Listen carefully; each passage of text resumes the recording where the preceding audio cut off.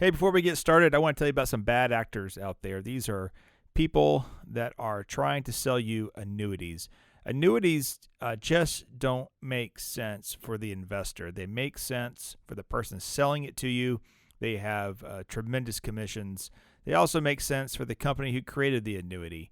Our advice for most annuities is to stay away, and that's simply because we are approaching financial planning from a fiduciary and fee-only standpoint, meaning that when we look at investments, we're trying to figure out what's best for the client, and most importantly, we don't sell product. People come to us to solve financial questions or problems or help set goals for the future. So when we break all this down, I don't know that in the history of our company we have ever recommended an annuity, simply because we don't have quotas. We don't have sales quotas to meet. Our quota is to make sure that each family that comes to us gets the best financial advice possible. The bad actors out there, a lot of times, are nice people, and you might know them from a church or baseball or something like that. It doesn't mean that they're bad people. It just means that they've drunk the Kool-Aid of their organization to sell products that don't work in the best interest of their clients. So stay away. If you want to learn more, you can go to our website at wiserinvestor.com. At the very bottom of our screen, we have buyer beware of the annuity salesman. Input your email, and you'll download our white paper on why you should avoid annuities. Thanks for listening.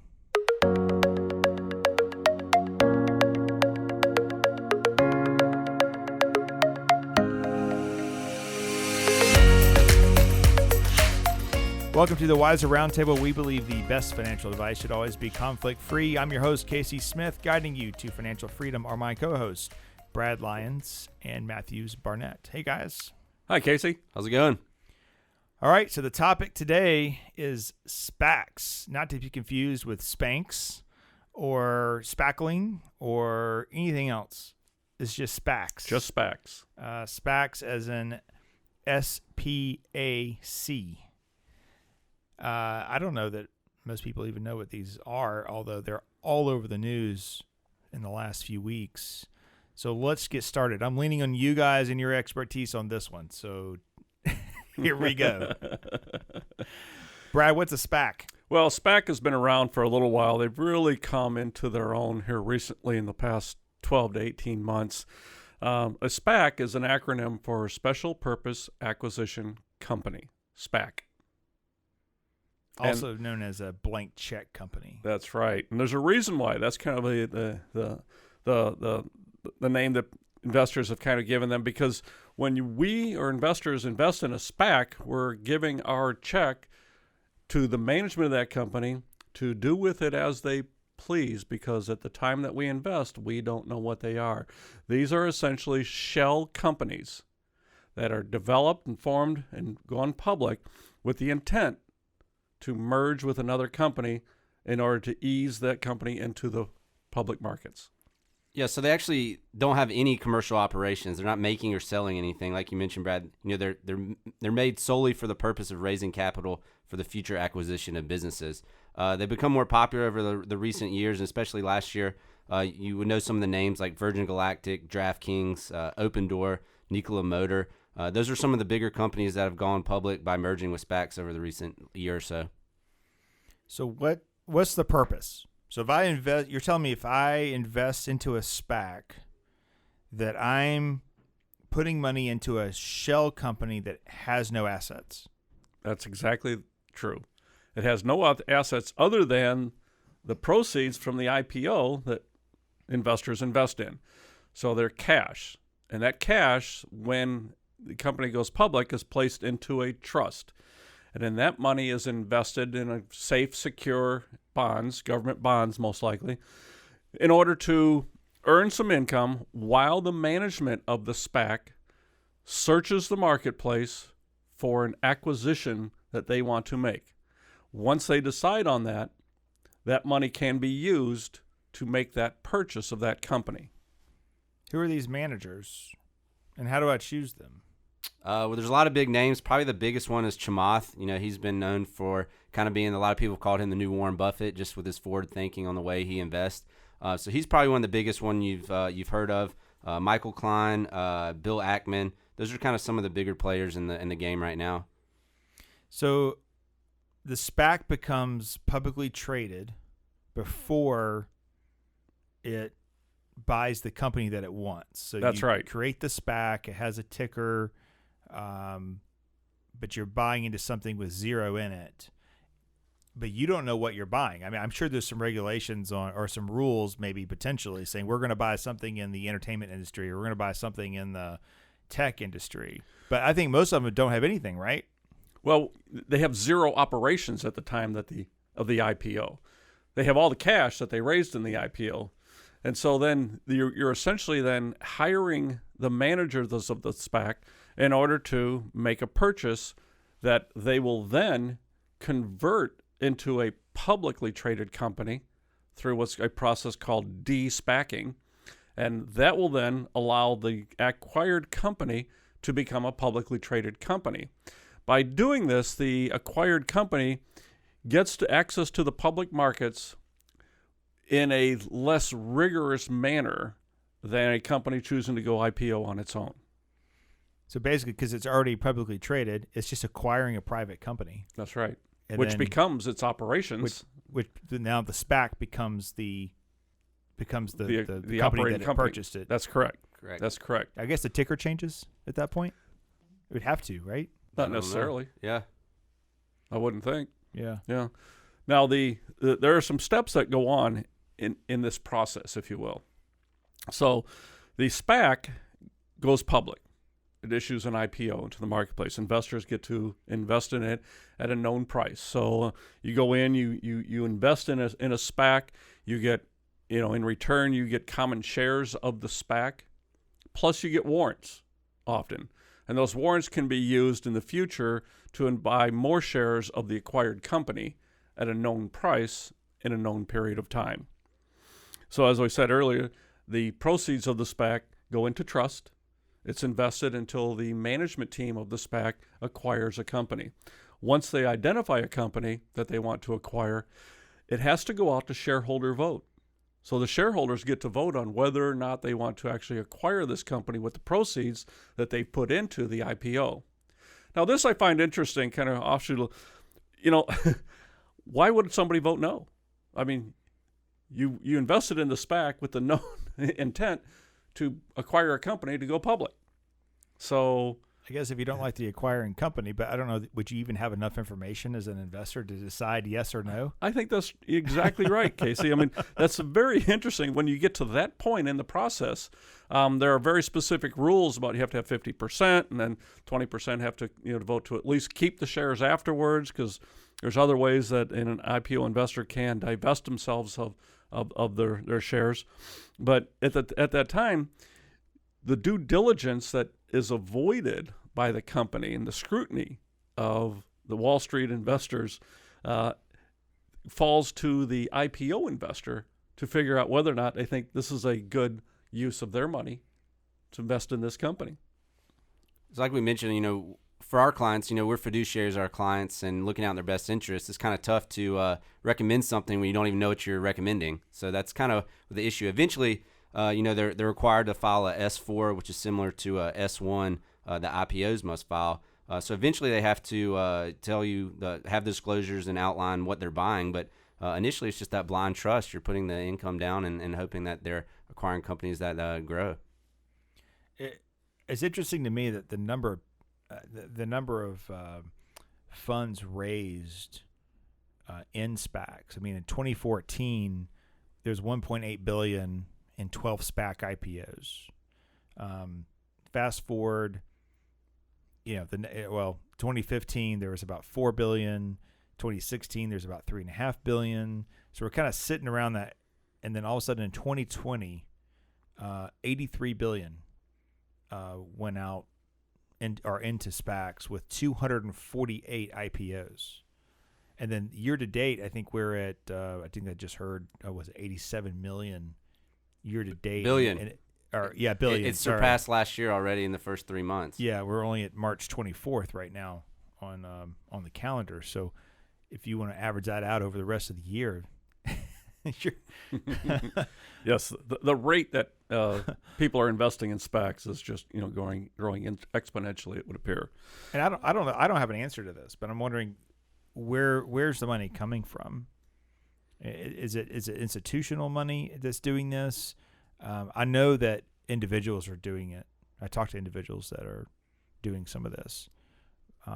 There's big institutions that are marketing, but that's not saying that they're staying in those funds. They're helping market it and bundle that they have these SPACs, and then why don't you explain that for a minute? Well, I mean, like Brad mentioned, there's a certain due diligence period. Obviously, the longer due diligence, the more adequate and suitable investment. But a lot of these firms are only going a few days in their due diligence process and then acquiring these companies. So it's not as regulated as you would hope. There's people like Shaq and A-Rod. So besides the institutional investors, there's also celebrities that are using the money they have and their name to help grow these funds. You're saying earlier, I think pre-podcast, that sometimes the due diligence will only be 3 days. Yes, and that's something that an IPO investor should learn about. Whether or not the management team is going to do a full round of due diligence.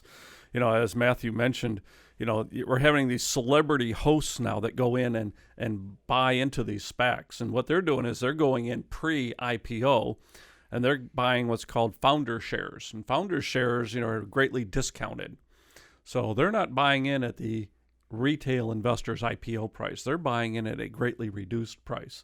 So when they have the opportunity then for a de-SPACing event where they acquire a company, their shares may be pennies on the dollar.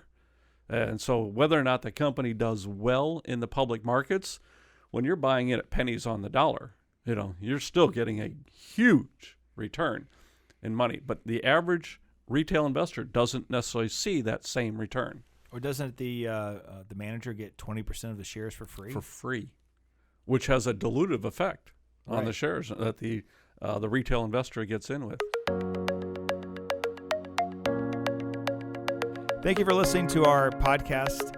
We really appreciate all the feedback we've been getting from our listeners on future topics and the Thataboy emails. We really appreciate that. We see listeners growing every single week, and that's fun for us, and we enjoy doing this.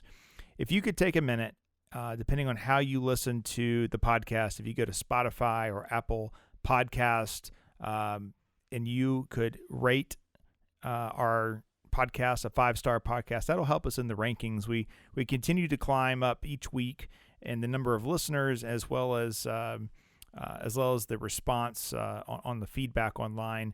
And then we've also started a YouTube channel. If you go to YouTube, you type in Wiser Wealth Management, you can find the weekly roundup, which is a video between myself and Brad, or myself and Matthews each week, just talking about some of the various topics that we've seen and some interesting thoughts we might have on those. Again, thank you for listening. Please give us positive feedback online. Help us grow the brand. Thank you.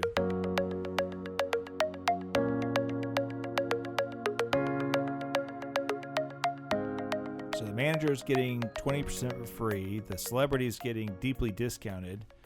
And the investor gets what? We can't say that here. Yeah. Not as good of returns. So I think what the investor is hoping for is then a pre-IPO price that's reasonable, and then they hope that the company takes off in the long term, right, in the end. Right. Yeah, as a financial advisor, I have a hard time putting a rubber stamp on that. Yeah, it's difficult. I can see the excitement from an individual retail investor standpoint that it is an opportunity to participate in an IPO. The problem is you don't get to choose which IPO that you invest in unless you go through an ETF route. And there are some ETFs out there that have decided and figured out ways to create an index around the SPAC marketplace.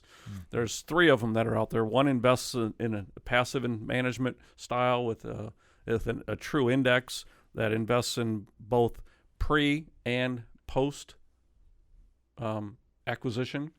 There's 2 actively managed ETFs. One invests pre-acquisition, and another one invests post-acquisition shares. Yeah, those would be tickers SPCX and SPAK are the ones you're talking about. There's also Renaissance Capital has a IPO ETF called IPO, and that's 50 of the largest companies to have gone public.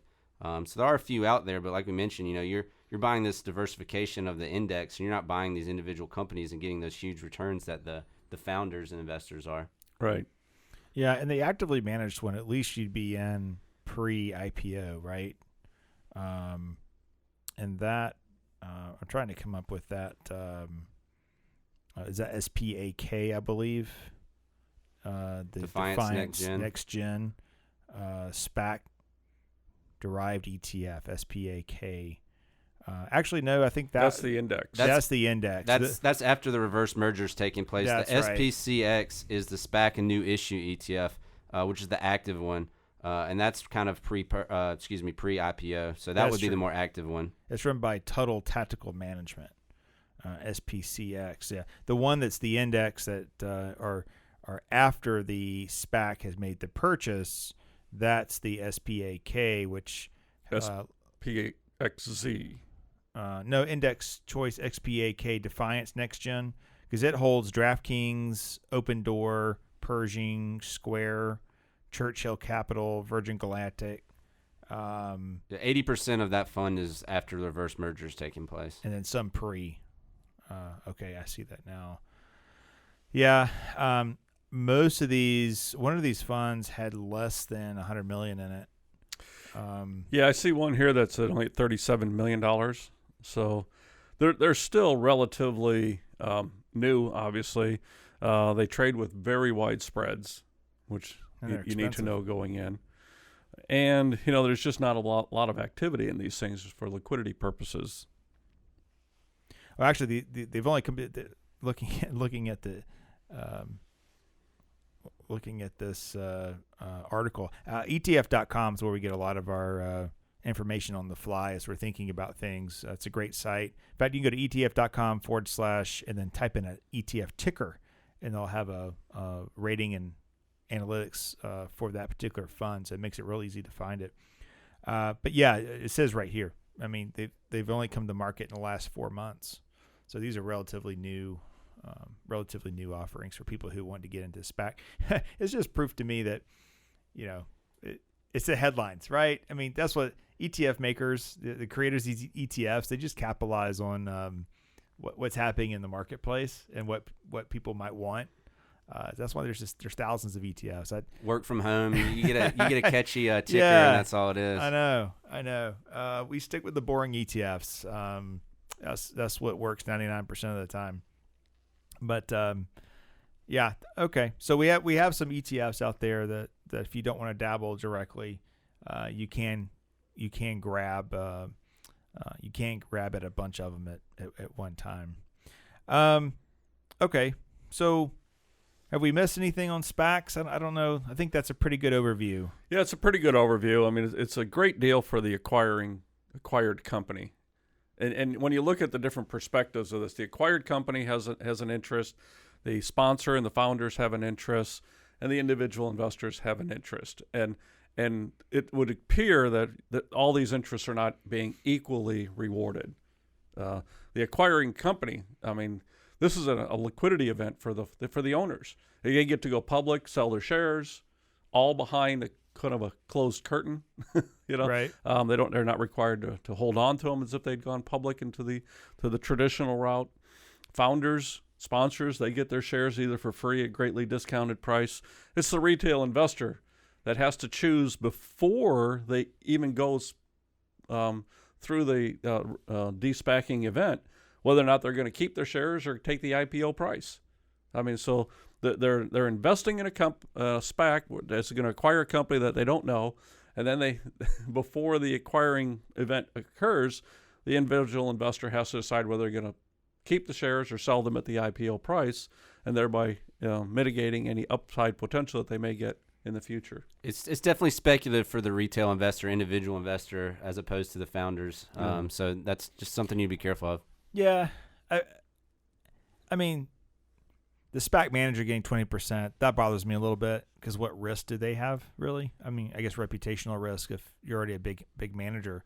But for the guy that worked 80 hours a week to build his company and he's going to launch via a SPAC instead of a traditional IPO, part of me is like, good for him. You know, I think we're quick to say, oh, that CEO, he got all that money. But these are companies that they put into hard work. They created something probably from nothing in most cases. A lot of this is technology, right?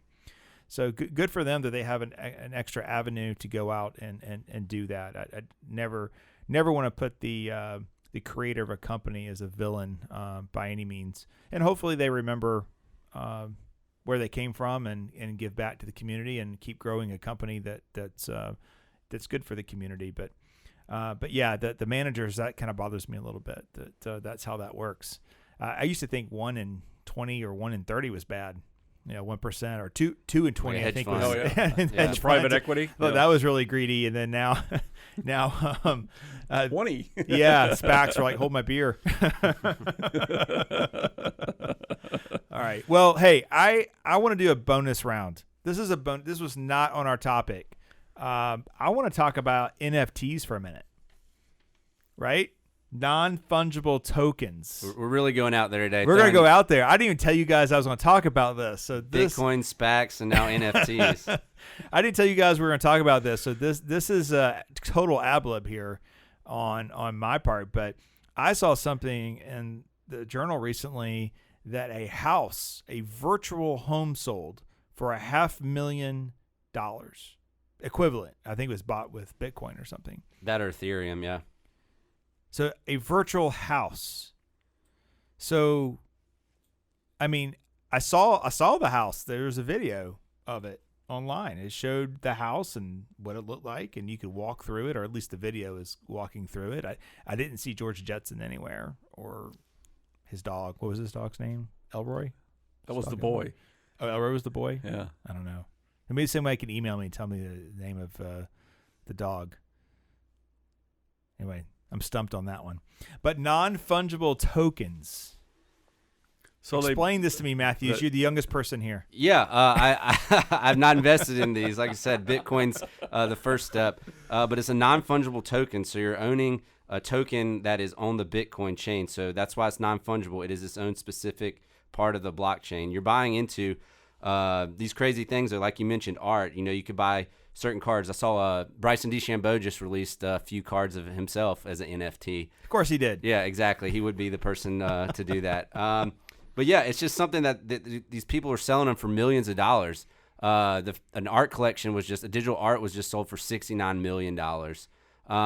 We said, Kings of Leon just actually did their first album through an NFT and made about $2 million on that. So it's just kind of crazy. It's no longer just baseball cards or just other type of collectible art. It's starting to be digital art and digital rights to things that which is all stored in blockchain. Correct. So you're not using actual money. You're using Bitcoin. So you're bidding on these sites with either the big one's Ethereum, but other type of digital currency, and you're bidding on these two big platforms for certain things. Like I said, it's kind of broad, whether it be art, whether it be digital cards, rights to certain things, but you're bidding out there with using blockchain, using digital assets. So in sports, are we going to be giving virtual awards now that are in blockchain and assigned to someone? I mean, if all the sport memorabilia turns into digital and it's in the blockchain, I mean, OJ wouldn't have had to go and go in the hotel and rob to get all his stuff back, right? He wouldn't have been in jail at all. Yeah, I don't know where this stuff's stored. You're killing me. Well, I mean, I guess it's stored on your computer, but then the code, for lack of a better term, the code's in the blockchain that you own that, but I assume it's in the cloud somewhere.